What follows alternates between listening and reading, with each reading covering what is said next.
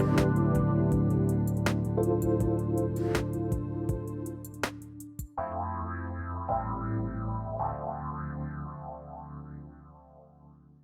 everybody. Welcome, welcome, welcome, welcome. We're going to have so much fun today, Benny, Jacob. ma'am. We're going to Yep. have so much fun. Oh yeah. Always.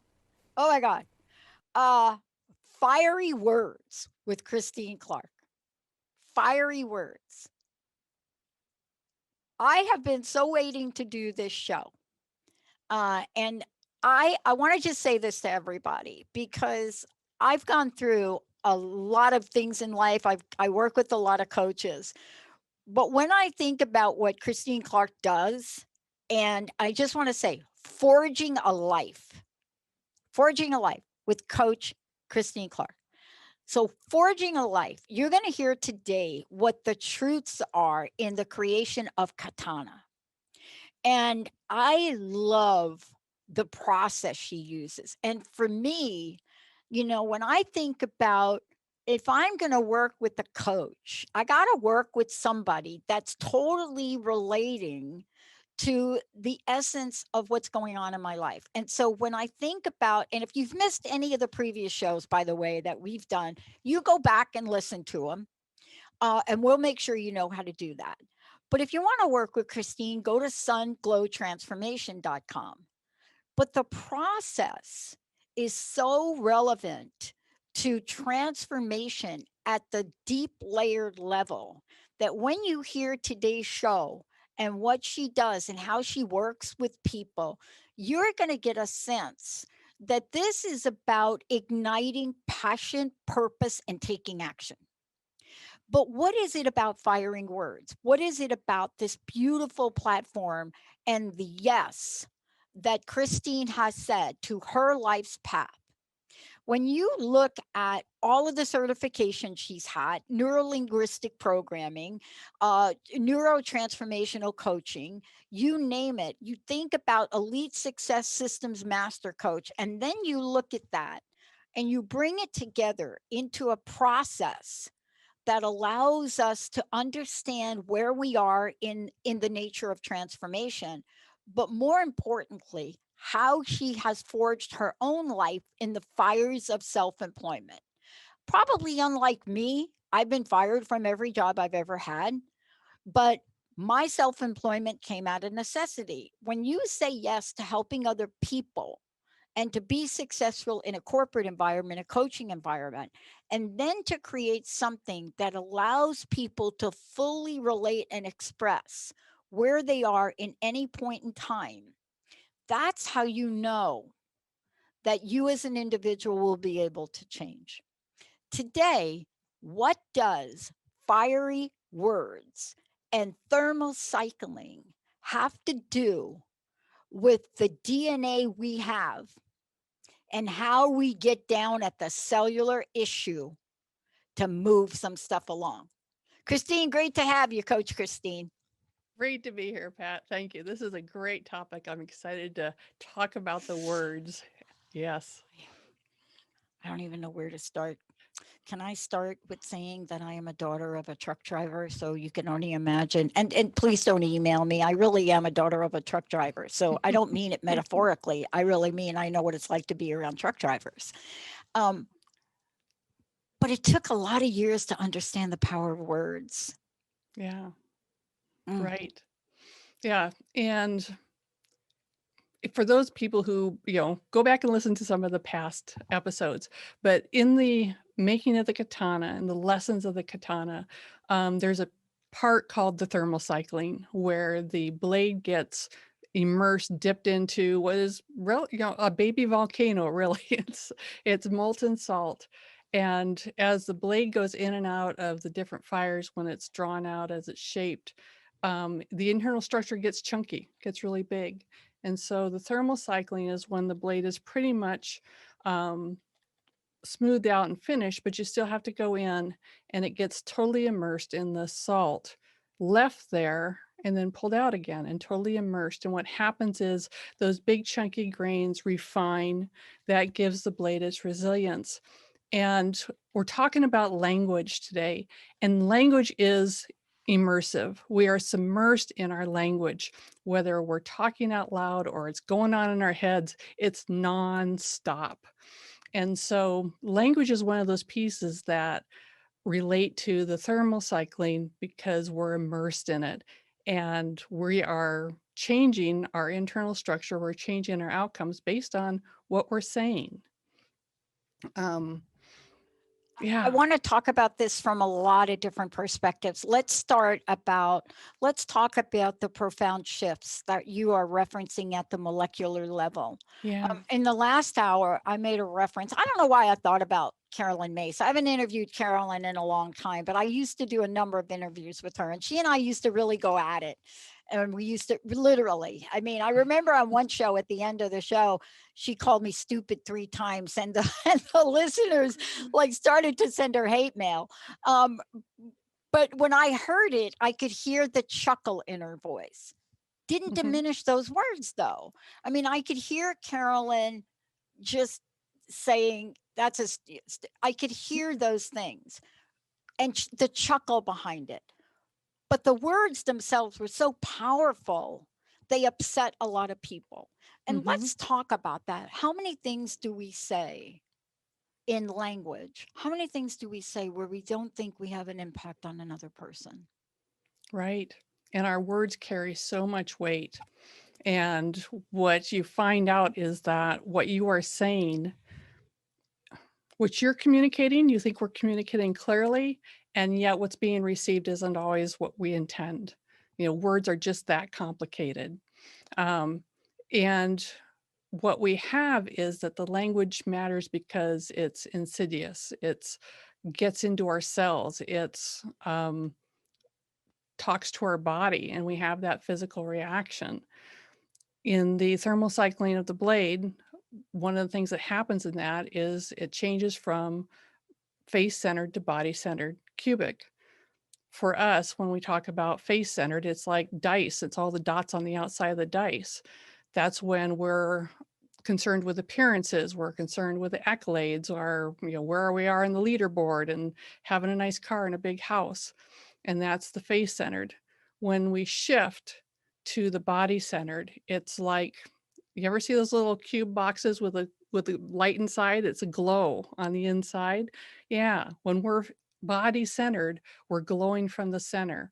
We are working from our center, and then we are more connected to who we really are, and what we're putting out into the world is our language gets cleaner. We're able to communicate better.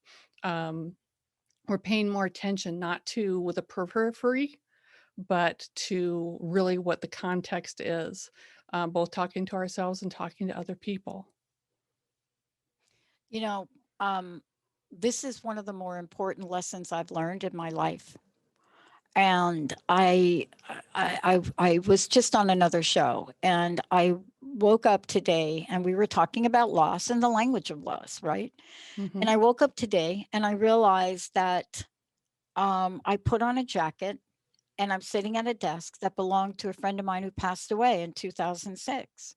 And her message to me, and let's talk about words, her message to me, and what she asked me to promise, was that the purpose and passion that she and I started on parallel, but we had a person to help people to transform the world, that I wouldn't abandon it, that I would keep moving forward. And there's language about that that will get us to where we want. But I'll tell you, Christine, there's language that we don't realize that stops us, right? Absolutely. Right. Yeah. Mm, Right. Yeah. yeah. All different kinds of ways we say things. And I love what you just shared, that what she said to you, and you have the desk to remind you, And the jacket. and the jacket. And one of the things that happens with language is it's always evolving. We can assign new meaning and learn things from our language. I was listening to somebody else on Transformation Talk Radio just the other day, and she was talking about intention and the way she used intention in her definition of that was very new to me, to my interpretation of what intention was. But she was able to use that word and then open deeper meanings for people. And that's one of the wonderful things about the language, is you can always have new shifts, new understandings, even from something that you thought you already had defined. Um, I, and it carries. and I want to talk about this in the process of fiery words and in the thermal cycling and talking about the katana, because, you know, there's a direct relationship between the change in structure in the thermal cycling of the katana and the change in structure within ourselves and the Absolutely. power of these words. You know, that knowledge, that knowing came to you. And I want to take a short break. When we come back, I want to talk about that inner knowing and when does that click for us? Like, when do we get that messaging? Like, do we remember the first time our mom and dad said stop or no? Mm. Or do we remember the first time that was said and our uncle intervened and said, no, let her do it? What do we remember? How do they imprint on ourselves? And then what is it about this beautiful katana, the process it goes through, where we can literally see this? And how do we take that and believe that we can do that to ourselves? Coach Christine Clark is joining us here today. We're going to take a short break. When we come back, you have an inner child. Don't give up on it. When we come back, Christine's going to take us through what we can do to not just have fiery words, but fire up that heart and our gut and our actions. We'll be right back.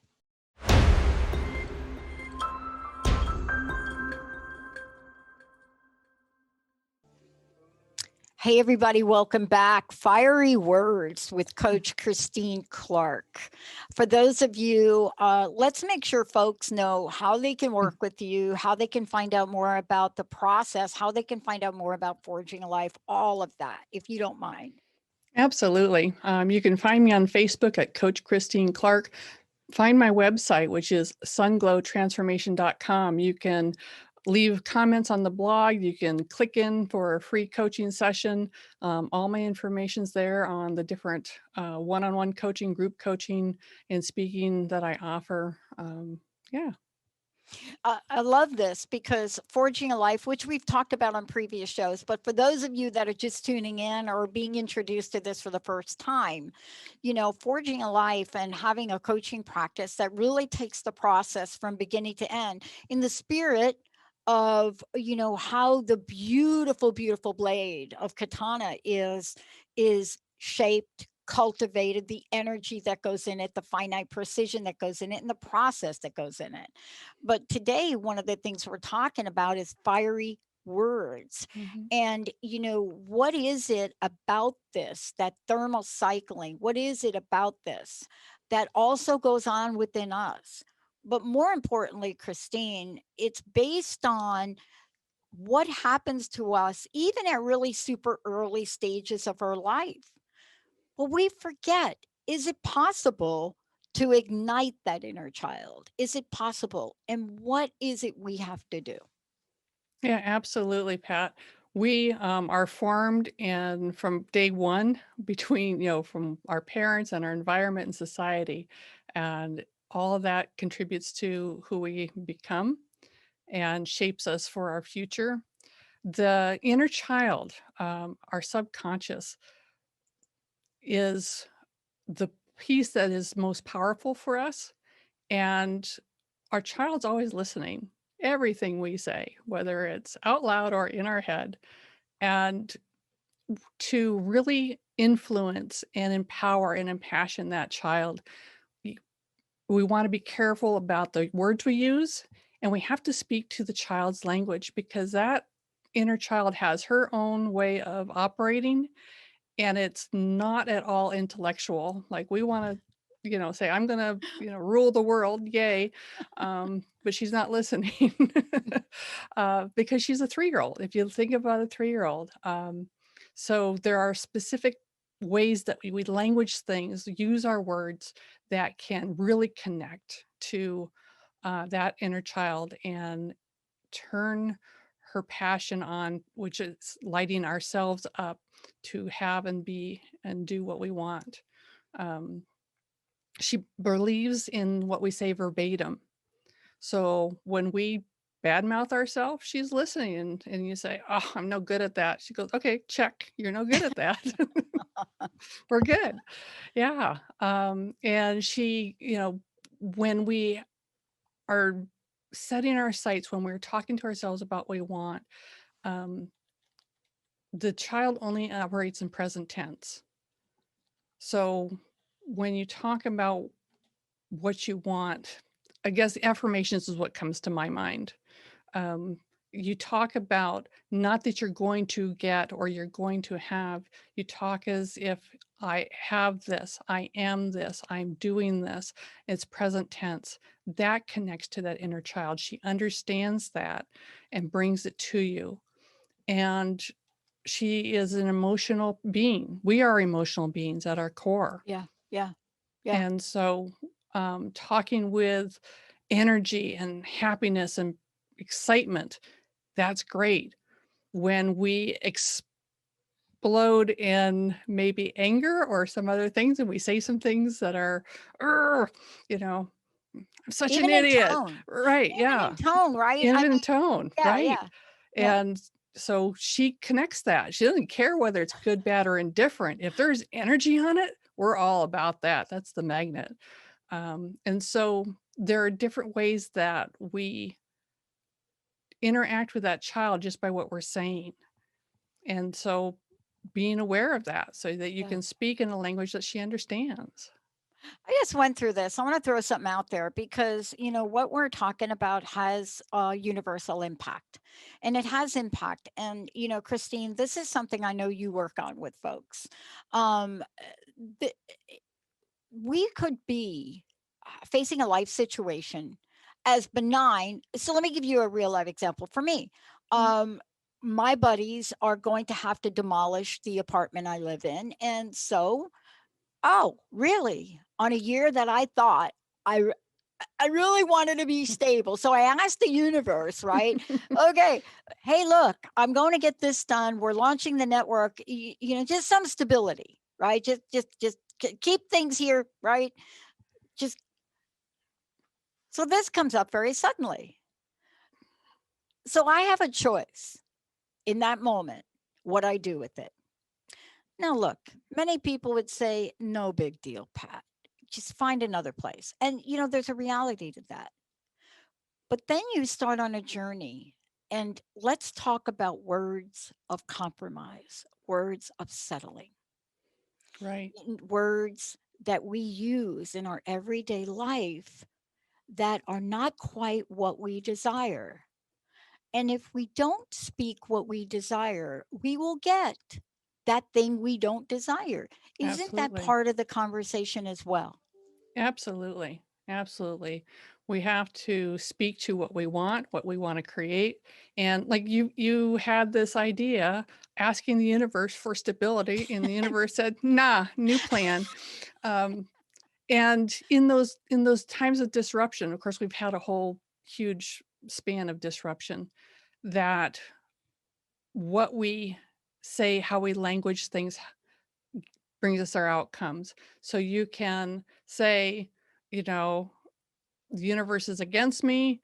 Um, you know, I'm going to fight this. I don't want to go looking. I don't want to, I'm upset because this is being dumped on me. Or we can say, okay, this is not the plan for now. What can I create out of this? What can I Yeah, make out of this? What is the next better thing that's coming around the corner? And by shifting that perspective and languaging it, that you're excited about what could happen, that it's okay. I've got me. I've been through this before. This is not the first time nor the last time I'm going to be disrupted. And what you know is, I've got the body for this. yeah, I can handle it. yeah. You're so right. because the minute I got to that, and it took, okay, sometimes I'm a little bit slow, right?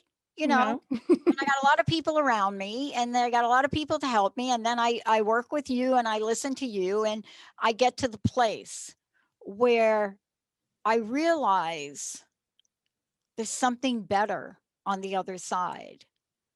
But what do I need to shift? What do I need to change? Isn't that what we're talking about when we think about language literally being the power to change at the molecular level? It is. It is because our language surrounds us, it works through us, and we have the power to just simply shift our words.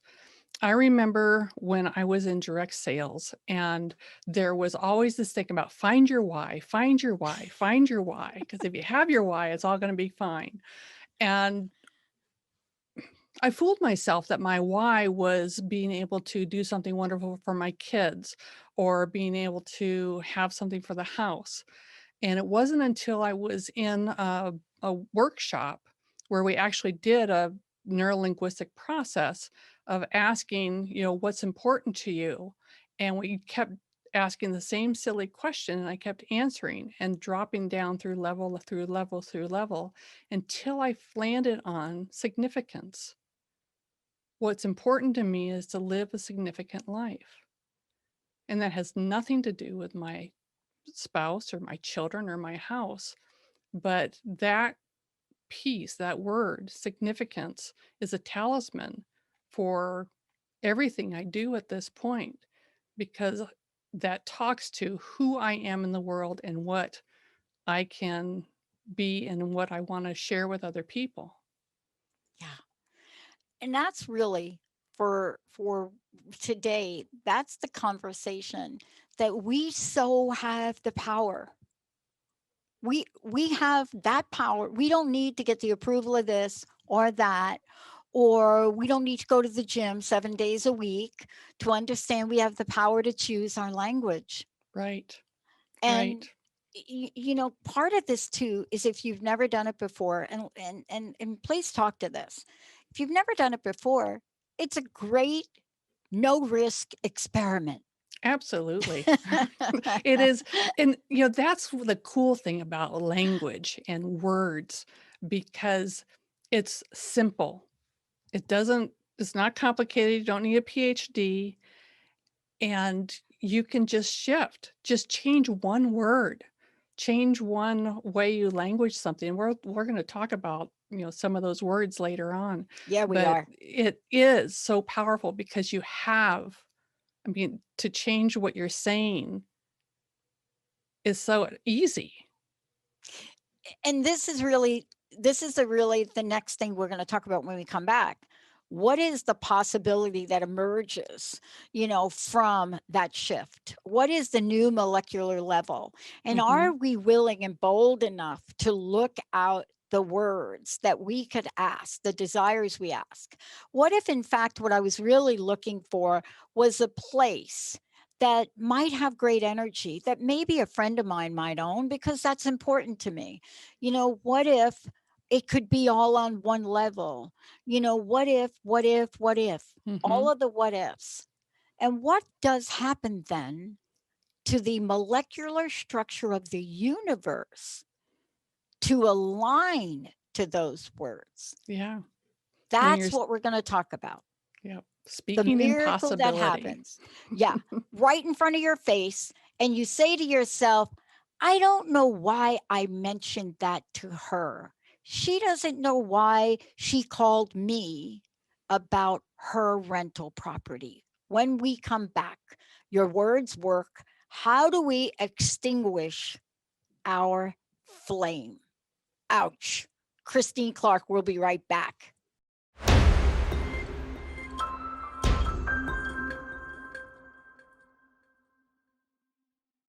Hey, everybody, welcome back. I'm Dr. Pat. For more information about me, go to the Dr. Pat Show. Pretty soon, my site will be up and you'll be able to take a look at kind of like a lot of fun things. But Today, it's all about Coach Christine Clark. And I want to make sure you know that we have been doing a series. And if you haven't heard the previous shows Christine has done, please, you can find them on her website. And let me tell you what that is. And you can find them on Transformation Talk Radio as well. Sunglowtransformation.com. Coach Christine is that and much more. And her process of forging a life is one that we've been talking about, is looking at truth in creation. And especially if we look at the making of katana. And so what I want to say to all of you today, we're taking on a topic that's so important, but it's also part of something so powerful to literally change not only the molecular level within us, but the energy and the molecules around us. And that's what we're talking about today. Christine, people can get a hold of you on your website to work with you, right? If folks are Absolutely. saying, okay, I need some help forging my life, Mhm. like right now, can they go to your website for that? Or is there a number to call? What's the best way? Go to my website and click on the coaching page and just get yourself a free coaching consultation. We'll be able to meet and have a conversation, see if we're a fit, and move you along your path, make a needlepoint move. Yeah. I work with 3 to 5 different people because I need help. It took me almost 4 decades, 4.5 decades to realize that I can't do it alone. And it depends on the story I have to change. So let's talk about how we extinguish our flame and what the triggers are. So Yeah. I'm an example. I've been telling myself for years, I can't write. I don't even know how to write. Writing a one page for a book proposal, it is daunting. Oh my gosh. I mean, just saying it makes me cringe. But they seem Right. benign, but they're not, right? No, they're not. No, they're not. Your inner child, your body is listening to everything you say, and it takes it verbatim. So when you say, "I can't do this," it believes you. Yeah, and language. When you talk about resistance triggers, we can set ourselves up to excel, or we can set ourselves up to stay right where we're at, to actually extinguish our flame, extinguish our passions with our words. And one of the things that is so common is when we talk about in terms of, I should have done this, or should have, would have. Um, and we're shooting on ourselves. We're telling ourselves that we are less than. Um, need I need to do this. I need to do that. I hear it all the time around me, people using the word need. And that is a desperation energy when you need something. It's not an energy that empowers, it's an energy that depletes. Or when you tell yourself, I have to do this or I have to do that, same thing. It's words that we use, but the use of the word automatically triggers resistance. Our body says, no, wait, hey, I'm going to step back. I don't want to be pushed into doing this. I don't feel good about this. And our resistance comes up, and it's like we're actually pushing away from the thing that we think we're telling ourselves or that we want to accomplish, because we're using the words that are triggering resistance. Yeah. Um, one of the things that I wanted to really get to is this idea that you brought up earlier, and I want to get to it now, is first of all, if we say, how do we extinguish our flame? One, we have to believe we have a flame. Even if Absolutely. you're thinking to yourself, I don't have a flame, they have a flame, or somebody else has a flame. All of us have that flame inside, right? Absolutely. Yeah. Yes. We just may forget. Yeah, it's still there, Hmm. always there. Hmm. But let's talk about creating a body of language that presents itself as disempowering, and they are disempowering assumptions. Mhm. And let's talk about them because we might create a language, maybe that we speak out loud, or maybe we say under our breath, but it's a language that is disempowering. And Right. there are so many ways that we do it, right? Um, Um, let's talk about what some of these words and language. Let's talk about what people do say that they may not be aware that they're saying. Right. They just, it comes out and we don't, that's part of it, Pat. We don't think about what we're saying. We're just using language as we've heard it around us as we grew up with it. One of the big ones is the when I, then I. When I get to be on the Dr. Pat show, then I will um, be okay, or I will be Yeah. the person I want to be. And when you put those things in there, when I get to this point of income, when I get to the graduation of college and then the master's degree and then the PhD, there's always putting in front of you an accomplishment to be had, something you have to do, and you're telling yourself that you're not going to be successful, you're not going to be happy, you're not going to be okay until you reach that peace. And that when I, then I just pushes ahead of you what you could be claiming now, that you're perfectly intelligent, that you're articulate, that you're smart, that you're empowered, that you're connecting with people, that you're making an impact in the world. And just when I, then, when I do this, then I'll have that or I'll be that. Um, it just sticks it out there in front rather than letting you revel in it now. Yeah. I want to ask everybody, raise your hand. Do you all listening, do you have one of those when I, then I? Think about it. Do you have one of those when I, then I? We all do it. I mean, beginning of the year, what do we do? When I lose 10 pounds, then I'll Mm-hmm. dot, dot, dot, dot, dot. That's a big Right. one every Yeah. year, right? Mm-hmm. When I dot, dot, dot, then I'll ask my boss for the raise. Right. Oh, big one. That's just, Yeah, well, because I have to show up at this level before I can ask for the raise, before I can be yep, acknowledged by people, before I can say I'm yep. good enough. Yeah. Yeah. And Yeah. and that's a big one. Yeah, I'll tell you more times than not I hear when it's less stressful at our workplace, then I'll ask my boss. And I said to someone, well, wait a minute, you're in one of the most stressful, high powered places. When do you think that might be when it gets less stressful? Right.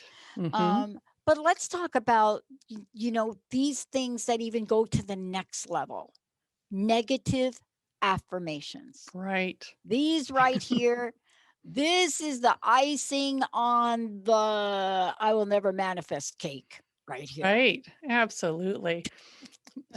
And we speak them so plainly and automatically, and I'm always late. I'm too busy. I can't do that. Oh man, yeah, those are huge. But when we say that, I am, what you are claiming is this is you. There's no room for growth. There's no room for shift. And so you say, I'm always late. You're always going to be late. It really does, those negative affirmations, because we are affirming something that we personally are not enjoying. When people say these things like I'm too busy, they don't want to be busy, but they're claiming that this is what it is. Yeah. I Yeah, like the other one. Oh man, I'm too tired. right. Now, I'm not negating the fact that people feel tired or people feel, fatigued. Hmm. There is a word that's in front of it. I believe we have to figure out the language of self care as well, Yeah, right? But do we figure that language out at the expense of being too of something to negate something else we desire? And this is really the key for us, isn't it? You know, then we make the jump to the universal things, hmm, right? I'm never going to be any good. I'm never going to have time to write my book. Um, you know what? I have tried to drop 10 pounds for the past 60 years. I'm never going to be able. Those are now universals. What is the Right. impact on those in terms of putting that flame out? It leaves you absolutely nowhere to go. And the universals, again, just like the negative affirmations, pop up all the time. This morning, we've had where I live, it's been bitter, bitter cold. We have snow on the ground, and I have bird feeders, and there's been 30, 40 birds there, every day. And this morning I looked out and I didn't see any activity. And I says, "There's no birds there." My husband looks out there. He says, "Oh yeah, there's a cardinal in the tree." It's like, what? So the no birds there, that was a lie, but because I was used to all the activity and I didn't see that today, I didn't see the one that was there, and that's what universals does. It blinds us to the possibilities. I want to take a short break. When we come back, there is an end game in all of this. And if you follow along at the making of anything with precision, with also inspiration and perspiration, when you move along those lines, what can we learn today in how to choose our words, but also how to choose the energy? It's Mm, one thing to really practice the saying of a word and then to actually say the word, but not feel the word. How do you get from being full leveled into the desire, the life, the language you want? How do you really activate and change the DNA that you don't want? We're going to take a short break. When we come back, we're going to talk about the words, what to use, and what is a word that anytime anybody asks me or says it to me, my eyes roll the back of my head. What is it? Let's take a short break. We'll be right back.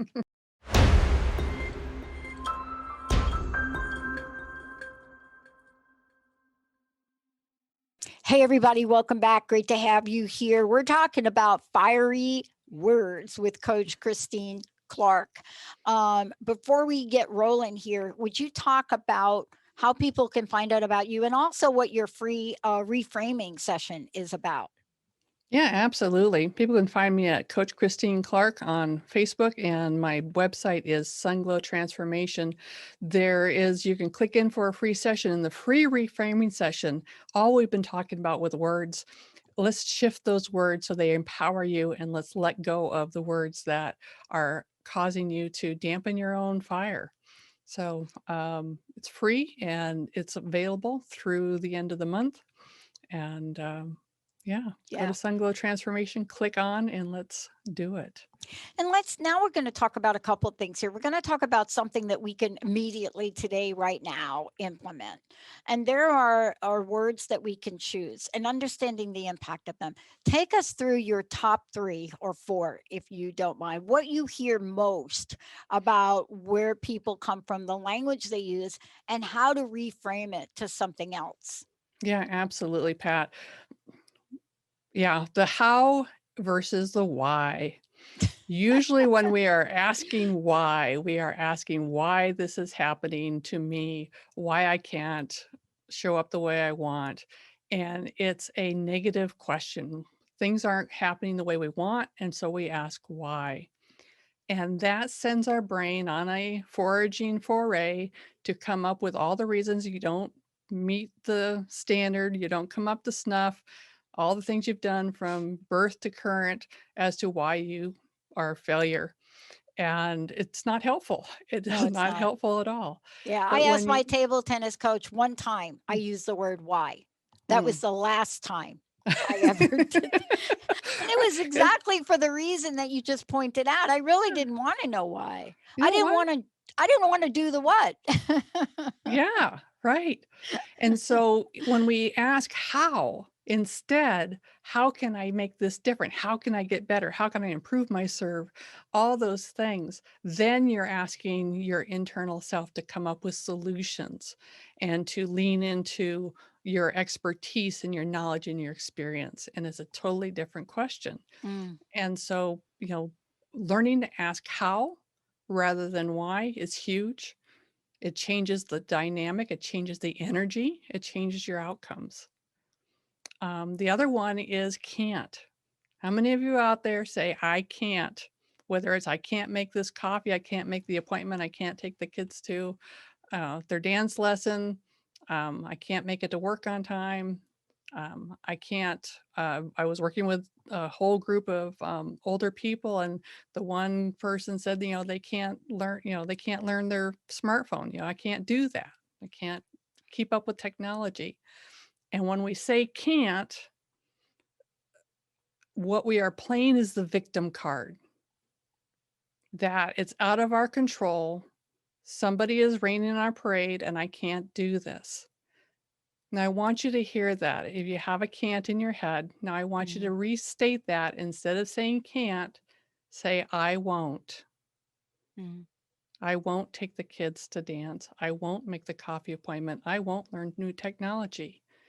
And it doesn't feel good, but in that you are choosing.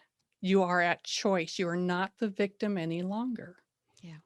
And it changes again the energy. Rather than being flailing, I can't, if you say I won't, then it's like, whoa, Yeah. okay. And you know Maybe what I, one of the famous I can'ts are? And I'm going to just mention this because it really talks right into what you're about to talk about next. I can't take this anymore. right. Mm-hmm. How often do we hear that? Yeah. I'm done. I can't. And when you say I won't, then you realize that you have power, that you are at choice. And it's a Yeah. different conversation. Yeah.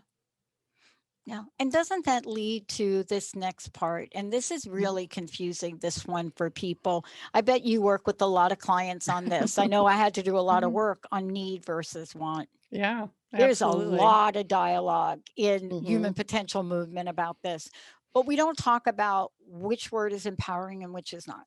Yeah. When you use the word need, I need to, get up earlier. I need to go do my exercise. I need to eat better. Need to lose weight. Again, that's a resistance trigger. You're telling yourself that you're in desperation and it's not what you want to do, but you're kind of pushing on yourself or shouldn't on yourself when you say, I need to do this. Yeah. And when you change the need to want, I want to lose weight, I want to exercise, I want to do um, whatever it is, then it's desire. It's I'm desire. speaking from desire, Yeah. and need speaks from desperation. You got to come up to snuff. I'm not good enough. But when you speak from want, the desire, you can feel it. Can you feel that in your belly, Oh, I Pat? can I can feel it. feel that. I can feel it. Yeah. And we learn it as kids. You know, we learn to stomp our feet and say, I want to get my horseback riding lesson today. I don't care how cold it is, Dad. Mhm. We don't say, I need. We're 4 or 5 years old. I want that. Right, right. Yeah, you wanna look at somebody who, is the center of their own universe. You go back to that 3-year-old, and they know what they want, and they go after it. Nobody tells them no, and, somewhere along the line, we lose that, Yeah. and to claim it back, just say, "Speak in terms of desire, speak in terms of want." Yeah. Yeah. Once a long time ago, when I first started to do the show, I literally hired a coach to specifically help me with this language. It was early on, it might have been in '05, right? Where I Mhm. realized that I wasn't really articulating clearly my desire. I even in my language, I was compromising the possibilities. And I think that's what you're talking about today. Coach Christine, thank you for today. I'd love to know what your personal message is. What do you want to leave us with? And again, please mention how people can work with you on a free reframing session. Yeah, people can find me at Sunglow Transformation. Click on the free coaching call, and we'll do a free reframing session for you. Loosen up those ties to the language and open up to something better. Um, you know, what we say to ourselves has so much more impact to anything anyone else can tell us. And if you're 99% sure you're not an albatross and somebody says you're an albatross, it just like, puh, right. And you stand in your power. But if you're a little bit wavering on whether or not you're an albatross and someone says, hey, you're an albatross, then you go, oh my God, I'm an albatross, and so what we say to ourselves, what we believe in ourselves is so much more important than what other people say. And by having awareness, by choosing your words, then you fan the flames of your own confidence. You're going to increase your resilience, trusting yourself, and you can shift from face centered, worrying about what other people think and looking for external validation, to body centered, authentic empowerment that allows you to forge the life you desire. And it's all in your words. Mhm. Yeah. Coach Christine, again, please tell folks about the best way to reach you, and thank you for all that you do. Thank you, Pat. People can find me on Facebook at Coach Christine Clark. Go to my website, sunglowtransformation.com. Click on the blog, make some comments there, click on a free coaching session, check out the packages that are available to you. I will work with you one-on-one. I will work with you within a group, and I can come to your people and share this information with your team. I love it. Coach Christine Clark, I'm Dr. Pat. And to all of you out there, you are amazing. Tell yourself that every day. We'll see you next Absolutely. time.